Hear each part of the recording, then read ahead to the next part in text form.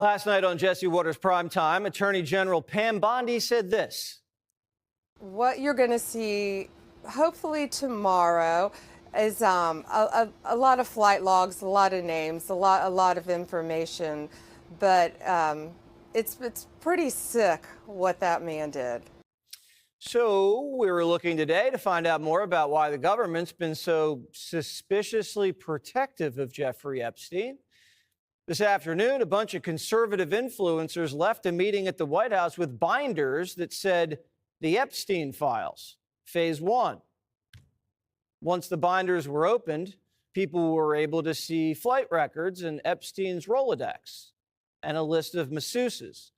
The masseuses' names were blacked out, and the information from the flight logs wasn't new. Neither was the Rolodex.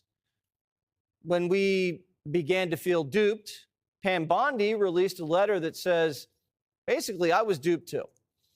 In the letter addressed to FBI Director Kash Patel, Bondi basically says, I asked you for the full and complete files related to Jeffrey Epstein. I received 200 pages of documents. I asked if these were all the documents, and the FBI said yes. Late yesterday, I learned from a source at the FBI field office in New York was in possession of thousands of pages of documents related to the investigation and the indictment of Epstein. Despite my repeated requests, the FBI never disclosed the evidence of these files.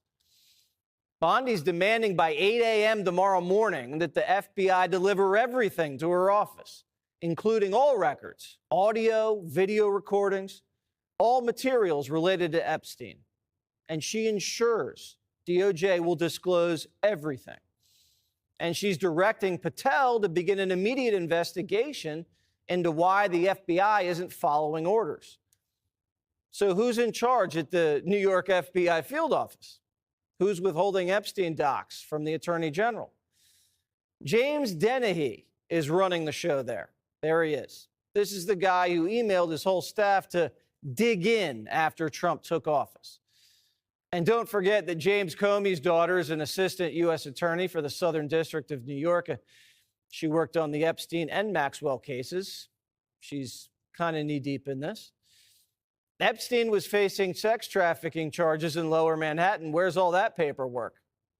The FBI seized computers, surveillance videos, banking records, file cabinets, and photographs from all of Epstein's properties in New Mexico, the Virgin Islands, Palm Beach, and in New York.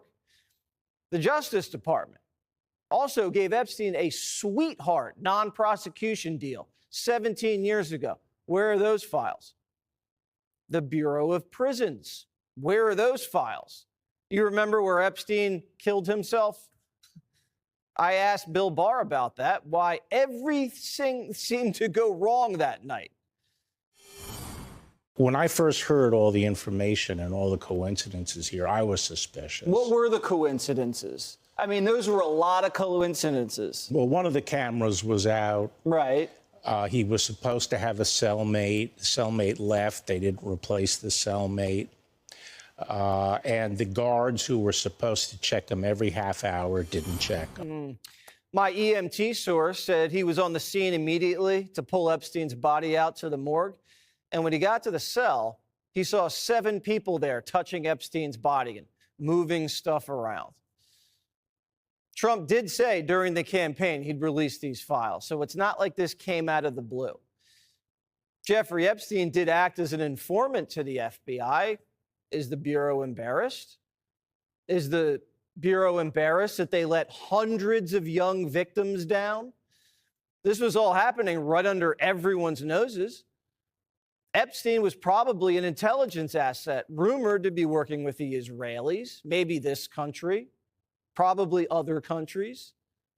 Was he a double agent?